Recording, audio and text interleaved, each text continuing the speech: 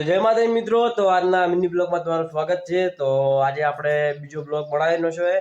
તો આપણે જવાનું એક ખેતરમાં આપણે કોટા હળગાવવા માટે। તો આપણે સ્પેશિયલ દાંતરડું ને બાકી લીધી રહી, તો કોટા હળગા નીકળી જઈએ આપણે।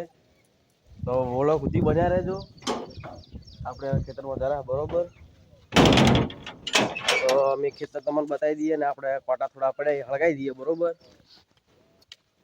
વ્લોગ સુધી બન્યા રહેજો। આ આપણે ફાર્મ હાઉસ છે અને એક આ પણ ઘર છે। આપણે ગોગ મહારાજનું મંદિર છે, કોમેન્ટ લખી દેજો જય ગોગ મહારાજ। તો આપણે હવે નીકળી ગયા બરોબર ખેતરમાં। હવે કોટા બધા પડ્યા, આપણે ઓળે કરી હળગાવી દઈએ બધા બરોબર, કારણ કે હવે વાવવાની સિઝન આવી એટલે હવે વાવવું તો પડશે આપણે। તો ફટાફટ આપણે જઈને કોટા હળગાવી દઈએ। તો આપણે હવે નીકળી જ જશે ખેતર બાજુ। જુઓ તમે, એ ખેતર આપણે બધા ખેતર નવર જ પડે છે અને હવે વાવવાની તૈયારી છે। તો થોડો વરસાદ પડ્યો તો વાવી નાખોત, પણ વરસાદ આવતો હે નહીં ને અંબાલાલ કાકાએ ના પાડી દીધી કે વરસાદ હાલ નહીં આવે। રાતે આવ્યો પણ શું થોડો આવ્યો, બરોબર આવ્યો નહીં વરસાદ। તો વ્લોગ સુધી બન્યા રહેજો। આપણે હવે ખેતરમાં પકવા જ આવ્યા છીએ બરોબર। તો ગાઈસ, બધા આપણે કોટા હળગાવાના છે। આપણે ખેડૂત પુત્ર એટલે આપણે કામ કરવું પડે, આપણે ના કરીએ તો બીજું કોણ કરે।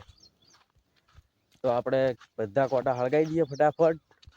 બ્લોગ સુધી તમે બન્યા રહેજો, લાઈક સબસ્ક્રાઈબ શેર કરી દેજો। તો આપણે ખેતરમાં આવી ગયા બરોબર।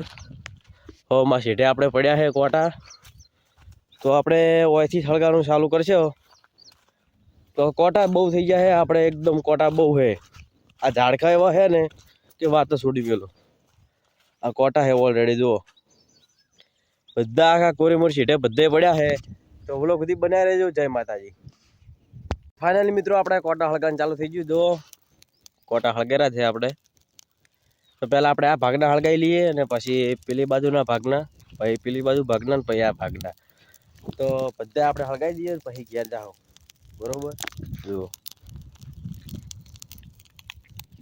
તો ફાઇનલી મિત્રો આપણે બધા કોટા હળગાવી રહ્યા હો। જુઓ કોઈ બધે હળગાઈ રહ્યો છે આરા જુઓ, જો બધે હળગારા છે। હવે તો આપણે હવે ગરમી બહુ પડે રહી છે, પરસેવો આવી રહ્યો છે। તો આપણે ઘરે જઈએ છીએ। તો આવનાર વ્લોગ જોવા હોય તો લાઈક શેર અને સબસ્ક્રાઈબ કરી દેજો। જય માતાજી।